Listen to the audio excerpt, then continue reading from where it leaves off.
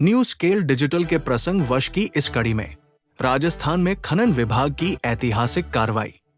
पहली बार 3000 से अधिक खनन माफियाओं का पर्दाफाश। धार्मिक ग्रुपों के नाम पर सरकार को धोखा। जयपुर संभाग में करोड़ों की राजस्व चोरी पर लगी रोक। राजस्थान के खनन जगत की ये अनसुनी लेकिन सच्ची कहानी। चलिए शुरू करते हैं। वरिष्ठ पत्रकार रमेश शर्मा की विशेष चर्चा में जानिए पूरा सच। नमस्कार, प्रसंगस में आप सभी का स्वागत है। आप देखेंगे कि प्रसंगस आज इतना जल्दी कैसे शुरू किया जा रहा है। तो बात ही कुछ ऐसी हो गई कि मुझसे रहा नहीं गया कि मैं उस बात जो मेरी जानकारी में आई है उस बात को आप तक भी पहुंचाऊं। दरअसल में मैं लगभग एक सप्ताह पहले मैंने माफियाओं के नाम पर भी एक प्रसंगस चलाया था, जिसमें बताया था कि किस तरह के रैकेट्स होते हैं, भू माफिया, खनन माफिया और पता नहीं कौन कौन से माफियाओं के नाम आपको गिनाए थे। लेकिन खनन माफिया काफ़ी चर्चा में रहते हैं। बजरी कहाँ से आ रही है, इस बात को लेकर के आप हर व्यक्ति जानता है कि बजरी कैसे, कहाँ और कितने दामों में आ रही है, क्यों आ रही है और क्यों आसानी से मिल रही है। लेकिन आज जिस प्रकार का अब जो ये खुलासा हुआ है, माइनिंग विभाग में जब से टी रविकांत ने अपना काम संभाला है, तो उन्होंने महावीर मीणा और श्याम कापड़ी जो एमई वगैरह हैं, एसएमई वगैरह हैं, इनके साथ में इस बात को लेकर के कि किस प्रकार से इन खान माफियाओं के नकेल डाली जाए। क्योंकि खनन माफियाओं के लिए कहते हैं ना कि तू डाल, एक कहावत है कि तू डाल डाल तो मैं पात पात।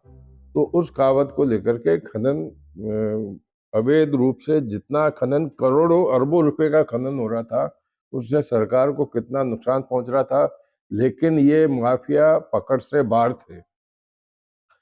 जब खनन माफियाओं को इस तरह से नाक में नकेल डालने की बात जब इन बड़े जिम्मेदार अधिकारियों, जो जिसमें निदेशक महेश भी शामिल है, इन लोगों के दिमाग में एक प्रकार से यह आई कि इस तरह की कार्रवाई ये लोग करने में सफल कैसे हो जाते हैं। मतलब खनन माफिया सफल कैसे हो जाते हैं सरकार को धोखा देने में, गच्चा देने में।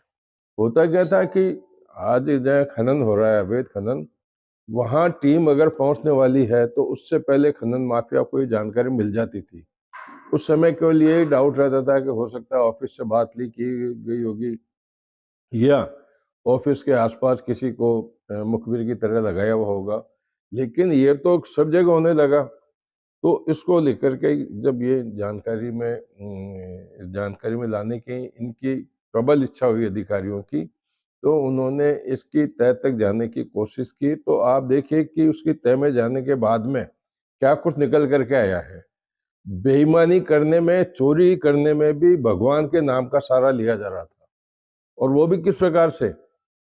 5 व्हाट्सएप ग्रुप बनाए थे उन्होंने, जिसमें लगभग 3000 से अधिक ऐसे खनन माफियाओं को जोड़ा हुआ था। और ग्रुप थे, व्हाट्सएप ग्रुप किस नाम से थे? जय श्री श्याम, जय बजरंगबली की, जय श्री कृष्णा। और उस व्हाट्सएप ग्रुप का मकसद क्या था?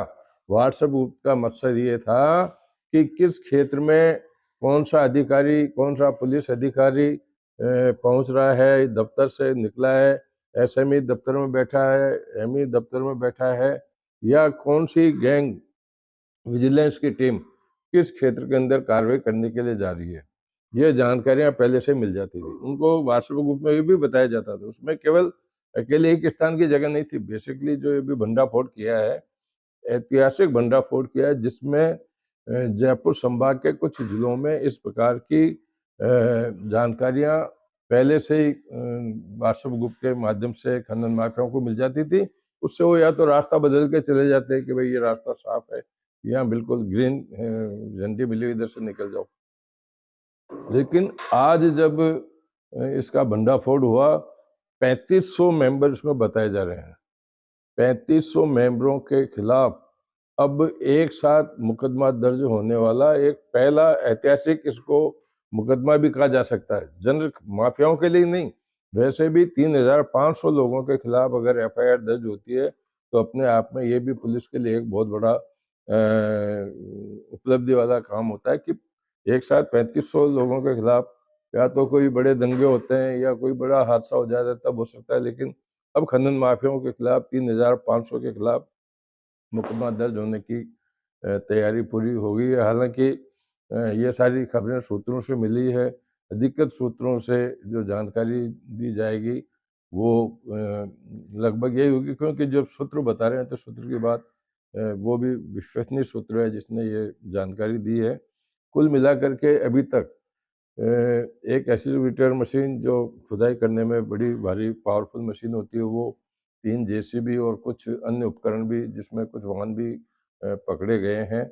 और अब उसमें 3 लोगों को, जो उसमें एडमिन होंगे, मैं समझता हूँ एडमिन ही होने चाहिए, उनको भी पुलिस ने हिरासत में ले लिया है और अब अन्य लोगों के खिलाफ भी धरपकड़ की शुरुआत कर दी गई है।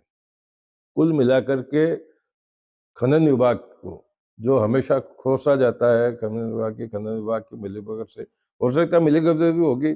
आज दफ्तर में कौन अधिकारी कब कल जाएगा, दोपहर को कब जाएगा, ये भी बातें कार्यालय से लीक हो सकती है, लेकिन आधिकारिक रूप से नहीं कहा जा सकता। लेकिन मुखबिर का प्रामाणिकता से आ रहा है कि मुखबिर इस तरह की सूचनाएं कलेक्ट करके ग्रुप में डाल देते थे और ग्रुप में आने के बाद में खनन माफिया सचेत हो जाते, बचने की कोशिश करते और अपना काम धड़ल्ला से चला रहे थे। तो यह आज की खनन विभाग की बहुत बड़ी उपलब्धि है, जिसको लेकर के मैं समझता हूँ कि अब आने वाले समय में खनन माफियाओं पे कुछ समय तक तो पूरी एकदम से रोक लगी हुई रहेगी। हालांकि माफिया है, माफिया तो माफिया ही है, माफिया से बढ़ के कौन हो सकता है।